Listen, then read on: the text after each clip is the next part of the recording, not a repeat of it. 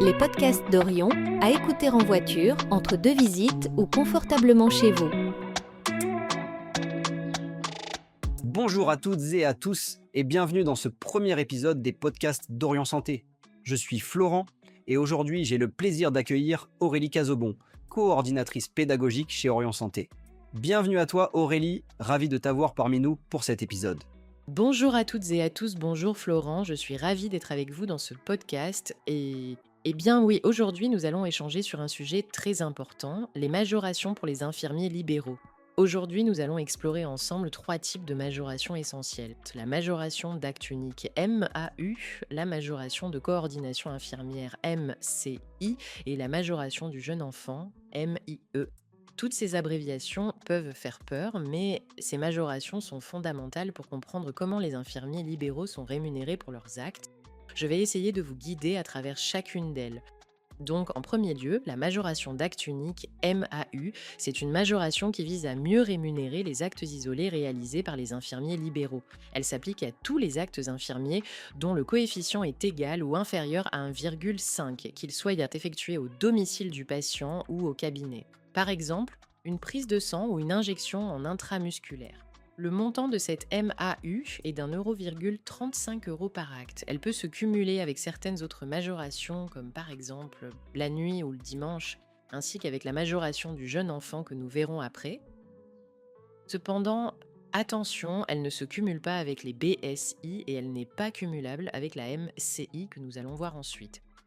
Ok, donc si je comprends bien, la MAU est surtout utilisée pour des actes simples, mais elle ne peut pas être associée à tout. Nous allons donc passer à la deuxième majoration. Aurélie, peux-tu nous en dire plus sur la majoration de coordination infirmière ? Oui, effectivement, nous avons comme second type la majoration de coordination infirmière ou MCI, qui est destinée à valoriser le travail des infirmiers qui réalisent des pansements lourds et complexes.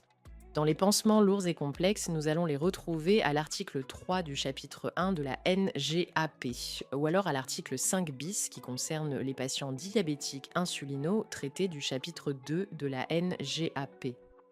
Donc, dans ce cadre, pour les pansements lourds et complexes, nous pouvons coter la MCI avec une cotation en AMI4. Attention, cette MCI n'est pas cotable avec le bilan de plaie, le bilan initial que nous faisons à la première prise en charge de pansements lourds et complexes. Dans ce cadre-là, avec la AMI 11, nous ne pouvons pas coter la MCI. Autre cas où nous pourrons coter la MCI, les soins palliatifs. Dans ce cadre-là, la MCI est cumulable avec tous les actes du titre 16 de la NGAP. Il y a un détail important à rappeler, Aurélie, pour les soins palliatifs. Oui, Florent, je voulais rappeler que les soins palliatifs sont définis comme étant une pathologie grave évolutive qui met en jeu le pronostic vital du patient. Attention, que ce soit dans le cadre des soins palliatifs ou dans le cadre du pansement lourd et complexe, ayez à l'appui un dossier de soins étayé avec les éléments qui vont corroborer la facturation de cette majoration. En cas de contrôle de la CPAM, cette majoration de coordination infirmière, elle est d'un montant de 5 € par intervention. Elle ne se facture qu'une seule fois par passage. Elle peut elle-même se cumuler à d'autres majorations comme celle de nuit ou de dimanche.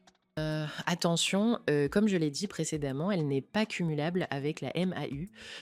Merci pour cette précision, Aurélie. Donc on voit bien que la MCI est particulièrement dédiée aux soins lourds et complexes.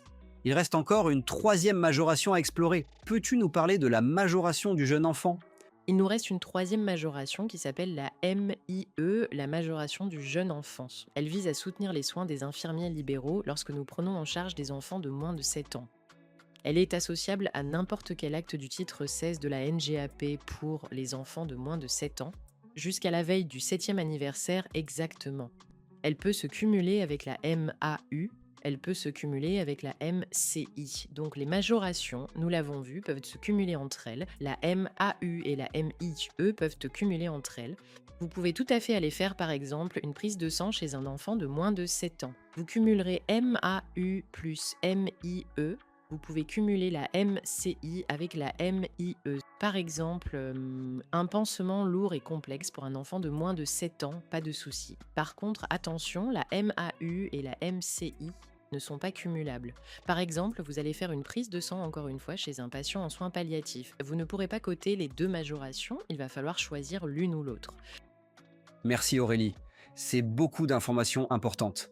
Pour résumer, chaque majoration a ses spécificités et les règles de cumul doivent être bien maîtrisées pour éviter les erreurs de facturation. Est-ce qu'il y a des conseils particuliers que tu souhaites partager avant de conclure ? Le plus important est de bien documenter vos interventions grâce au dossier de soins, car en cas de contrôle, vous devez pouvoir justifier chaque majoration appliquée. Pour cela, n'hésitez pas à vous former, notamment à la NGAP, et à consulter les ressources disponibles sur notre site. C'est en comprenant et en appliquant ces majorations correctement que nous pouvons véritablement valoriser notre travail. Merci beaucoup de m'avoir invité, Florent, et à très bientôt pour un nouveau podcast. Merci à toi Aurélie pour toutes ces précisions. Chers auditeurs, j'espère que cet épisode vous aura aidé à mieux comprendre les majorations pour les infirmiers libéraux. Pour en savoir plus, n'hésitez pas à consulter les ressources sur notre site Orient Santé. On se retrouve très bientôt pour un nouvel épisode des podcasts d'Orient Santé. À très vite.